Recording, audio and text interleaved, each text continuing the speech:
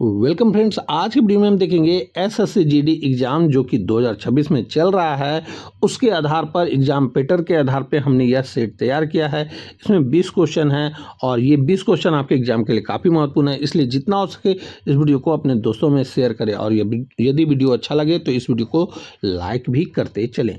हमारा आज का पहला प्रश्न है, वायुमंडल की सबसे निचली परत को क्या कहते हैं?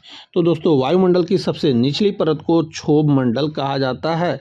इस प्रश्न का आप व्याख्या देखेंगे कि मौसम संबंधित सभी घटनाएं जैसे बादल बनना, बारिश इसी परत में होता है। ये काफ़ी बार क्वेश्चन एग्जाम में पूछा जाता है दोस्तों कि मौसम संबंधित सारे घटनाएं किस मंडल में होती है, तो क्षोभ मंडल में होती है। हमारा अगला प्रश्न है, महात्मा गांधी ने दांडी मार्च कब शुरू किया था? तो दोस्तों, महात्मा गांधी ने दांडी मार्च 12 मार्च 1930 को शुरू किया था। दोस्तों, ये वेरी इंपॉर्टेंट क्वेश्चन है और आपके एग्जाम में 100% पूछा जाएगा, ये नोट कर लेंगे। इससे रिलेटेड आप व्याख्या देखेंगे कि यह साबरमती आश्रम से शुरू होकर दांडी तक चला था, जहां गांधी जी ने नमक कानून तोड़ा था। हमारा अगला प्रश्न है, मानव शरीर की सबसे बड़ी हड्डी कौन सी है? तो दोस्तों, मानव शरीर की सबसे बड़ी हड्डी जो है यह फीमर की हड्डी होती है और यह जांग में पाई जाती है। इस प्रश्न का आप व्याख्या देखेंगे, यह जांग की हड्डी होती है। अस्टेपिज कान की हड्डी है जो कि सबसे छोटी हड्डी है, ये आपको याद रखना है। हमारा अगला प्रश्न है, विश्व व्यापार संगठन का मुख्यालय कहाँ है? तो दोस्तों, इसका मुख्यालय जिनेवा में है। दोस्तों, आपको 100 क्वेश्चन का सेट यदि चाहिए तो आप हमें कमेंट करके यस लिखेंगे, मैं 100 क्वेश्चन का सेट आपको तैयार करके दे दूंगा। इसकी स्थापना 1 जनवरी 1995 को हुई थी, ये आपको याद रखना है। हमारा अगला प्रश्न है कि भारत के वर्तमान मुख्य सूचना आयुक्त कौन हैं? तो दोस्तों, मुख्य सूचना आयुक्त की बात कही जा रही है वर्तमान में, तो यह है राजकुमार गोयल जी। हमारा अगला प्रश्न है कि सूर्य के प्रकाश में हमें कौन सा विटामिन प्राप्त होता है? तो दोस्तों, सूर्य के प्रकाश में हमें विटामिन डी प्राप्त होता है। इससे रिलेटेड फैक्ट आप देखेंगे कि हमारी त्वचा सूर्य की परावैंगनिक किरणों की मदद से शरीर के भीतर विटामिन डी का निर्माण करती है। हमारा अगला प्रश्न है कि सार्क का मुख्यालय कहाँ स्थित है? तो सार्क का मुख्यालय स्थित है दोस्तों काठमांडू में। इस प्रश्न का आप व्याख्या देखेंगे कि सार्क की स्थापना 1985 में ढाका में हुई थी, लेकिन इसका सचिवालय यानी मुख्यालय काठमांडू में है, ये आपको याद रखना है। हमारा अगला प्रश्न है कि रक्तचाप मापने वाले यंत्र को क्या कहते हैं? तो रक्तचाप मापने वाले यंत्र को कहा जाता है स्फिग्नोमैनोमीटर। इस प्रश्न का आप व्याख्या देखेंगे कि एक सामान्य मनुष्य का रक्तचाप 120/80 होता है, ये आपको याद रखना है और ये 100% आपके एग्जाम में क्वेश्चन पूछा जाएगा। हमारा अगला प्रश्न है, ग्रैंड ट्रंक रोड यानी जीटी रोड का निर्माण किसने करवाया था? तो दोस्तों, इसका निर्माण शेरशाह सूरी के द्वारा करवाया गया था। इस प्रश्न का आप व्याख्या देखेंगे कि इसे सड़क आजम भी कहा जाता था और यह मूल रूप से बांग्लादेश के सोनारगांव से अफगानिस्तान के काबुल तक फैली थी। हमारा अगला प्रश्न है कि भारत का सबसे बड़ा बौद्ध मठ तवांग मठ किस राज्य में स्थित है? तो दोस्तों, यह स्थित है अरुणाचल प्रदेश में। तवांग मठ भारत का सबसे बड़ा और लहसा के पोटाल पैलेस के बाद दुनिया का दूसरा सबसे बड़ा बौद्ध मठ है। यह अरुणाचल प्रदेश के तवांग जिले में स्थित है और इसे गोदान नमग्यालय लहतासे के नाम से भी जाना जाता है। ये नाम काफ़ी कठिन है, इसलिए आपको आराम से इन नामों को पढ़ लेना है और इससे रिलेटेड हो सकता है आपके एग्जाम में क्वेश्चन पूछा जाए।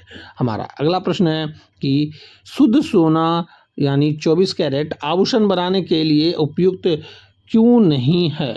तो दोस्तों, यह इसलिए उपयुक्त नहीं है क्योंकि यह बहुत मुलायम हो जाएगा यानी सॉफ्ट हो जाएगा। 24 कैरेट सोना, शुद्ध सोना इतना मुलायम होता है कि यह इससे बने आभूषण आसानी से मुड़ या टूट सकते हैं, इसलिए इसमें तांबा या जस्ता मिलाया जाता है।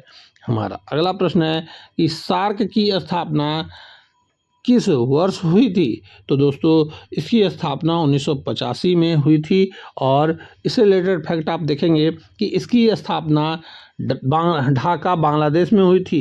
इसमें 8 सदस्य शामिल थे, ये आपको याद रखना है।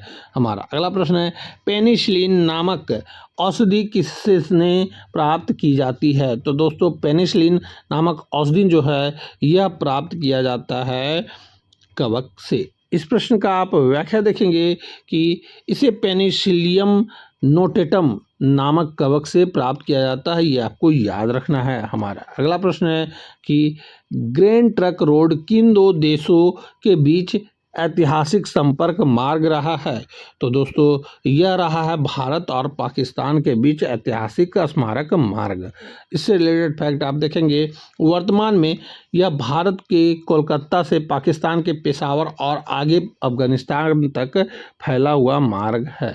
हमारा अगला प्रश्न है कि भारतीय संविधान के किस अनुच्छेद के तहत मतदान की आयु को 21 वर्ष से घटाकर 18 वर्ष कर दिया गया था?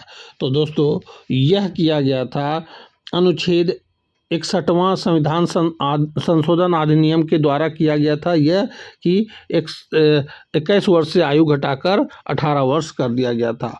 और इससे रिलेटेड फैक्ट आप यहाँ पे देखेंगे कि 1989 में 61वां संविधान संशोधन के माध्यम से लोकसभा और राज्यसभा की विधानसभाओं में मतदान की न्यूनतम आयु 21 वर्ष से घटाकर 18 वर्ष कर दी गई थी। उस समय राजीव गांधी देश के प्रधानमंत्री थे। यह बदलाव संविधान के अनुच्छेद 326 में संशोधन करके किया गया था, ये आपको याद रखना है। हमारा अगला प्रश्न है कि वायुमंडल की आर्द्रता किससे मापी जाती है? तो वायुमंडल की आर्द्रता जो है दोस्तों यह हाइग्रोमीटर से मापी जाती है। इससे रिलेटेड फैक्ट आप यहाँ पे देखेंगे कि हाइड्रोमीटर से द्रव की आपेक्षिक घनत्व मापा जाता है, ये आपको याद रखना है। और इन दोनों में काफ़ी कन्फ्यूजन होता है और इससे रिलेटेड क्वेश्चन आपके एग्जाम में आते हैं। हमारा अगला प्रश्न है, महात्मा गांधी ने चंपारण सत्याग्रह कब शुरू किया था? तो चंपारण सत्याग्रह 1917 में शुरू किया गया था। इससे रिलेटेड फैक्ट आप देखेंगे, यह गांधी जी का भारत में पहला सफल सत्याग्रह था जो नील की खेती के करने वाले किसानों के समर्थन में था। हमारा अगला प्रश्न है, मानव शरीर का सामान्य तापमान कितना होता है? तो दोस्तों मानव शरीर का सामान्य तापमान होता है 37 डिग्री सेंटीग्रेड और 94 डिग्री फ़ारेनहाइट होता है, ये आपको याद रखना है। हमारा अगला प्रश्न है कि उससे पहले इस प्रश्न का आप थोड़ा सा व्याख्या देख लेंगे कि थर्मामीटर में पारा का उपयोग तापमान मापने के लिए किया जाता है, ये आपको याद रखना है और ये क्वेश्चन आपके एग्जाम में पूछा जाएगा, ये आपको नोट कर लेना है। हमारा अगला प्रश्न है, यूनेस्को का मुख्यालय कहाँ स्थित है? तो दोस्तों यूनेस्को का मुख्यालय स्थित है पेरिस में। इस प्रश्न का आप व्याख्या देखेंगे कि यूनेस्को शिक्षा, विज्ञान और संस्कृति के माध्यम से विश्व शांति को बढ़ावा देता है। हमारा अगला प्रश्न है और इस सेट का आखिरी प्रश्न है, भारत के वर्तमान महान्यायवादी कौन हैं?